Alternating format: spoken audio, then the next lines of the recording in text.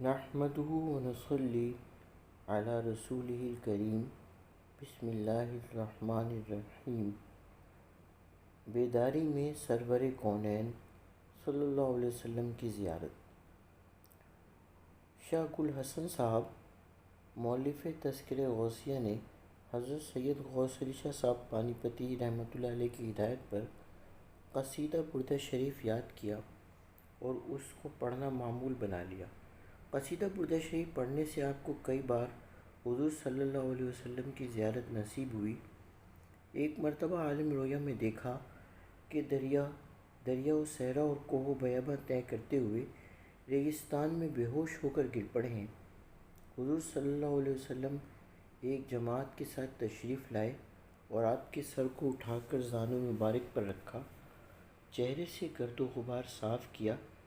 آپ نے رو کر عرض کیا کہ میری داد رسی کیجیے۔ رسول اللہ صلی اللہ علیہ وسلم نے فرمایا، گھبراؤ نہیں، اللہ تعالیٰ اپنا فضل کرے گا اور تمہارے سارے مقاصد پورے ہو جائیں گے۔ ابھی وقت نہیں آیا، کچھ عرصے بعد منزل مقصود تک پہنچ جاؤ گے۔ آنکھ کھلنے پر شاہ صاحب رحمۃ اللہ علیہ کو خواب سنایا تو انہوں نے فرمایا، مبارک ہو، یہ حال تو ہم پر بھی نہیں گزرا۔ تم کو حج نصیب ہوگا اور مدینہ منورہ میں ظاہری آنکھوں سے حبیب خدا صلی اللہ علیہ وسلم کو دیکھو گے، اور اس خواب کی واردات تم پر بیداری میں گزرے گی مگر تم پہچانو گے نہیں۔ مولانا گل حسن صاحب کچھ عرصے بعد حج بیت اللہ کے لیے گئے تو آپ نے سوچا مدینہ رسول صلی اللہ علیہ وسلم کی زیارت کے لیے سوار ہو کر جانا بے ادبی ہے۔ پیدل روانہ ہوئے۔ راستے میں ایک پیر میں پھوڑا نکل آیا، ٹانگ سوج گئی، چلنا دوبھر ہو گیا۔ درد کی شدت سے بیتاب ہو کر ریگستان میں بے ہوش ہو گئے۔ ہوش آیا تو خیال کیا کہ زندگی پوری ہو چکی ہے، افسوس روضہ رسول صلی اللہ علیہ وسلم کی زیارت نصیب نہ ہو سکی۔ آنکھوں میں آنسو تیرنے لگے۔ یک بارگی ایک طرف سے گرد و غبار بلند ہوا اور ایک جماعت نمودار ہوئی جو وردیاں پہنے، ہتھیار لگائے گھوڑوں پر سوار تھی۔ سردار گھوڑے سے اترے اور آپ کے سر کو زانو پر رکھ کر رومال سے چہرہ صاف کیا اور ٹانگ پر ہاتھ پھیرا۔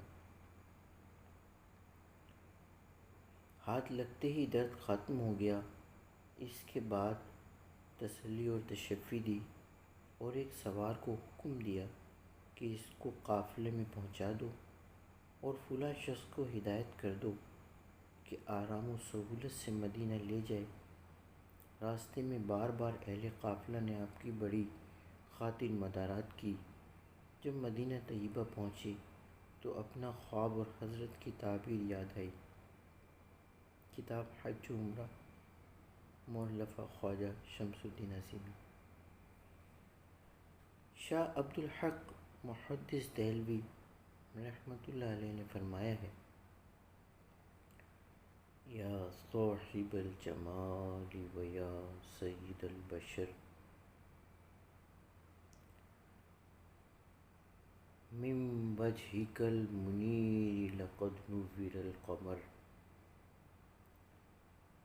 لا يمكن الثناء كما كان حقه، بعد از خدا بزرگ توئی قصہ مختصر۔ اے صاحب جمال اور اے انسانوں کے سردار، آپ کے رخ انور سے چاند چمک اٹھا۔ آپ کی ثنا کا حق ادا کرنا ممکن ہی نہیں۔ قصہ مختصر یہ کہ خدا کے بعد آپ ہی بزرگ ہیں۔ معروف روحانی اسکالر خواجہ شمس الدین اعظمی صاحب بیان فرماتے ہیں، ایک روز تہجد کی نماز کے بعد درود خضری پڑھتے ہوئے آپ نے اپنے آپ کو سرور کائنات حضور علیہ الصلاۃ والسلام کے دربار اقدس میں پایا۔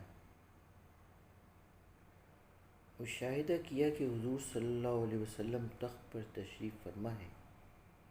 آپ نے حضور صلی اللہ علیہ وسلم کے تخت کے سامنے دو زانو بیٹھ کر درخواست کی، یا رسول اللہ صلی اللہ علیہ وسلم، اے اللہ کے حبیب صلی اللہ علیہ وسلم، اے باعث تخلیق کائنات صلی اللہ علیہ وسلم، محبوب پروردگار صلی اللہ علیہ وسلم، رحمت للعالمین صلی اللہ علیہ وسلم، جن و انس اور فرشتوں کے آقا صلی اللہ علیہ وسلم، حاصل کون و مکان صلی اللہ علیہ وسلم، مقام محمود کے مکین صلی اللہ علیہ وسلم، اللہ تعالیٰ کے ہم نشین صلی اللہ علیہ وسلم، علم ذات کے امین صلی اللہ علیہ وسلم، خیر البشر صلی اللہ علیہ وسلم، میرے آقا صلی اللہ علیہ وسلم، مجھے علم لدنی عطا فرما دیجیے۔ میرے ماں باپ آپ صلی اللہ علیہ وسلم پر نثار، آپ صلی اللہ علیہ وسلم کو حضرت اویس قرنی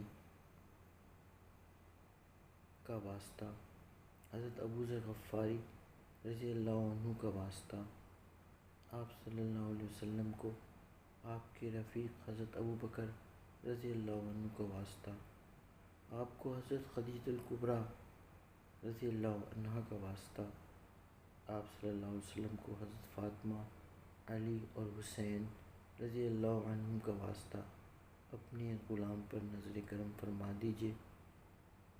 میرے آقا آپ صلی اللہ علیہ وسلم کو قرآن کریم کا واسطہ، آپ صلی اللہ علیہ وسلم کو اسم اعظم کا واسطہ، آپ صلی اللہ علیہ وسلم کو تمام پیغمبروں کا واسطہ، آپ کے جد امجد حضرت ابراہیم علیہ السلام کا واسطہ اور ان کی ایثار کا واسطہ۔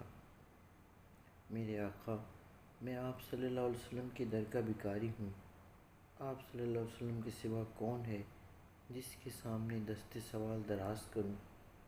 میں اس وقت تک در سے نہیں جاؤں گا جب تک آپ صلی اللہ علیہ وسلم میرا دامن مراد نہیں بھر دیں گے۔ آقا میں غلام ہوں، غلام زادہ ہوں، میرے جد امجد حضرت ابو ایوب انصاری رضی اللہ عنہ پر آپ کی خصوصی رحمت و شفقت کا واسطہ مجھے نواز دیجیے۔ دریا رحمت جوش میں آ گیا، فرمایا کوئی ہے؟ دیکھا کہ حضور قلندر بابا اولیاء رحمۃ اللہ علیہ دربار میں آ کر مؤدب ایستادہ ہیں، اس طرح جیسے نماز میں نیت باندھے کھڑے ہوں۔ نہایت ادب و احترام کے ساتھ فرمایا، یا رسول اللہ صلی اللہ علیہ وسلم، میں آپ صلی اللہ علیہ وسلم کا غلام حاضر ہوں۔ حضور علیہ السلام نے ارشاد فرمایا، تم اس کو کس رشتے سے وراثت دینا چاہتے ہو؟ حضور قلندر بابا اولیاء رحمۃ اللہ علیہ نے فرمایا، اس کی والدہ میری بہن ہے۔ حضور علیہ الصلاۃ والسلام نے تبسم فرمایا اور ارشاد کیا، خواجہ ابو ایوب انصاری کے بیٹے، ہم تجھے قبول فرماتے ہیں۔ اس وقت عظیمی صاحب نے دیکھا کہ آپ حضور قلندر بابا اولیاء رحمۃ اللہ علیہ کے پہلو میں کھڑے ہیں۔ تذکرہ خواجہ شمس الدین عظیمی، مؤلفہ شہزاد احمد عظیمی۔ قرآن کریم میں ارشاد باری تعالیٰ ہے، یا ایھا النبی انا ارسلناک شاہدا ومبشرا ونذیرا وداعیا الی اللہ باذنہ وسراجا منیرا۔ سورۃ الاحزاب آیات 46 تا 47۔